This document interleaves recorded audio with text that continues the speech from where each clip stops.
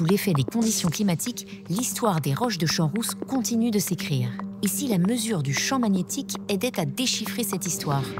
Plusieurs dizaines de millions d'impacts de foudre atteignent la Terre tous les ans. En haute montagne, ce phénomène est particulièrement violent.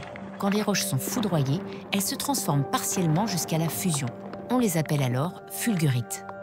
Les impacts de foudre génèrent des conditions de pression et de température équivalentes à celles rencontrées dans les profondeurs de la Terre. Les fulgurites de Champs-Rousses contiennent un minéral magnétique, la magnétite. Sous l'effet de la foudre, la magnétite va acquérir une très forte aimantation. C'est en localisant le signal magnétique créé par ce minéral que les scientifiques de l'Université de Grenoble repèrent les fulgurites sur le terrain. Au XIXe siècle, on utilisait une boussole qui perdait le nord à l'approche des roches foudroyées. Aujourd'hui, on utilise un magnétomètre de terrain que les scientifiques déplacent sur leur dos. Celui-ci mesure l'intensité du champ magnétique généré par deux sources principales, le noyau terrestre d'une part et les roches en surface d'autre part.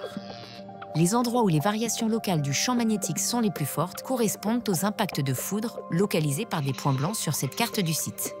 La minéralogie exceptionnelle des impacts de foudre pourrait avoir joué un rôle dans la formation de molécules impliquées dans les origines de la vie. Elle nous renseigne également sur les premiers stades de formation du système solaire.